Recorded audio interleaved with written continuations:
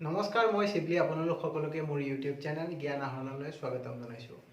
আজিৰ এই ভিডিঅ'ত মই আপোনালোকৰ বাবে লৈ আহিছোঁ এটিএম কাৰ্ডত কিছুমানত ভিজা লিখি থাকে, কিছুমানত মাষ্টাৰ কাৰ্ড লিখা থাকে আৰু কিছুমানত ৰুপে কাৰ্ড বুলি লিখা থাকে। এইবোৰৰ মানে কি আৰু এইবোৰ কিয় দিয়া থাকে সেইটোৱে আজিৰ ভিডিঅ'টোত আপোনালোকক জনাম। তো আহক ভিডিঅ'টো আৰম্ভ কৰোঁ। ভিডিঅ'টো আৰম্ভ কৰাৰ আগতে মই আপোনালোকক এটা অনুৰোধ জনাওঁ, মোৰ ভিডিঅ'টো ভাল লাগিলে লাইক কৰিব, কমেণ্টছ কৰিব আৰু শ্বেয়াৰ কৰিব।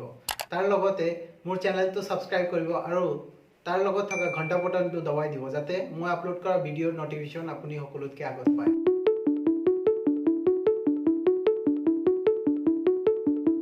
তো আপুনি যেতিয়া নতুন একাউণ্ট খুলিব বেংকত, তেতিয়া আপোনাৰ নামত এটা এটিএম কাৰ্ড ইস্যু কৰি দিয়ে। তাতে কিছুমানত আপোনাৰ ভিজা কাৰ্ড বুলি লিখা থাকে, কিছুমানত ৰুপে ডেবিট কাৰ্ড আৰু আন কিছুমানত মাষ্টাৰ কাৰ্ড বুলি লিখা থাকে। তো প্ৰথমতে আহিছোঁ ডেবিট কাৰ্ড আৰু ক্ৰেডিট কাৰ্ড কি। ডেবিট কাৰ্ড হৈছে যদি আপোনাৰ একাউণ্টত টকা আছে তেতিয়াহে আপুনি সেইখিনি টকা তুলিব পাৰিব ডেবিট কাৰ্ডেদি। আৰু ক্ৰেডিট কাৰ্ড হ'ল আপোনাৰ নামত এটা নিৰ্দিষ্ট পৰিমাণৰ ধনৰাশি ধৰা থাকিব। সেইখিনি টকা আপোনাৰ একাউণ্টত থাকক নাথাকক কথা নাই, আপুনি যেতিয়া মন যাব সেইখিনি টকা আপুনি ব্যৱহাৰ কৰিব পাৰিব। সেইখিনি পাছলৈ আকৌ আপুনি পৰিশোধ কৰিব লাগিব। যেতিয়াৰ পৰা বেংকিং আৰম্ভ হ'ল তেতিয়াৰ পৰাই বেংকত মানুহে একাউণ্ট খোলাৰ কাৰণে একাউণ্ট খোলা আৰম্ভ কৰিলে। একাউণ্ট খোলাৰ পৰা মানুহ যেতিয়া লাহে লাহে বাঢ়ি গ'ল তেতিয়া বেংকত ভিৰ হ'ব ধৰিলে আৰু শাৰী পাতি পইচা জমা কৰিব লাগে আৰু উঠাব লাগে, যাৰ বাবে পাছলৈ এইটো বস্তু কমাবলৈ বেংকত এইটো ভিৰটো কমাবলৈ এটিএম বনালে, মানে অট'মেটেড টেলাৰ মেচিন বুলি এটা পদ্ধতি আনিলে। যি পদ্ধতিৰে মানে বিভিন্ন বেংকৰ পৰা ইফালে বহুত ধৰণৰ এটিএম বহাই দিয়ে, তাৰ পৰা মানুহ এটিএম কাৰ্ডেদি পইচা তুলিব পাৰে। তো এই এটিএম অহাৰ পৰা এটিএম বনোৱাৰ পৰা বেংকত ভিৰ কমি গ'ল।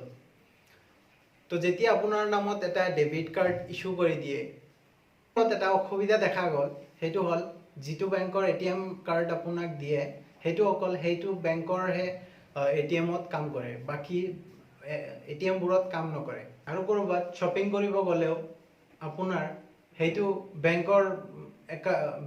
বেংকত একাউণ্ট থাকিলেহে তাতে পইচা ট্ৰান্সফাৰ কৰিব পাৰি। এনেকুৱা ধৰণৰ অসুবিধা পোৱাৰ কাৰণে দুটা কোম্পানী ভিজা INC আৰু মাষ্টাৰ কাৰ্ড নামৰ দুটা কোম্পানীয়ে ফাইদা উঠালে যে তেওঁলোক এটা নেটৱৰ্ক চিষ্টেম এটা মাধ্যম হৈ পৰিলে। এইটো বেংকৰ পৰা সেইটো বেংকলৈ যদি পইচা টকা আদান প্ৰদান কৰিব লাগে, এইটোৱে এই ভিজা আৰু মাষ্টাৰ কাৰ্ডে কৰে। মানে কাৰ্ড দুটাই সকলো বেংকৰ লগত বিশ্বৰ সকলো বেংকৰ লগতে টাই আপ কৰিলে আৰু বেংকৰ চাৰ্ভাৰত ইহঁতে এক্সেছ কৰিবলৈ পাৰ্মিশ্যন লৈ ল'লে। প্ৰতিটো ট্ৰানজেকশ্যনৰ নামত ইহঁতক চাৰ্জেছ দিব লাগে, যাৰ ফলত ইণ্ডিয়া গভৰ্ণমেণ্ট ভাৰত চৰকাৰে ভাবিলে যে ট্ৰানজেকশ্যনখিনি ভাৰততে হৈ আছে আৰু তেতিয়াহ'লে ভাৰতৰ টকাখিনি বাহিৰত US-ক কেলৈ দিম। NPCI national payments corporation of India বুলি, যিটোৱে গোটেই সমগ্ৰ যিমান ট্ৰানজেকশ্যন কৰি আছে ভাৰতত সকলো মনিটৰিং এইটোৱে কৰে। এইটোৱে ৰুপে নামৰ কাৰ্ডটো আনিলে। যিহেতুকে এইটোক ইণ্ডিয়ান গভৰ্ণমেণ্টে বনাইছে, যাৰ ফলত ইণ্ডিয়া গভৰ্ণমেণ্টে সকলো বেংকবোৰক এইটো প্ৰমোট কৰিব কৈ আছে।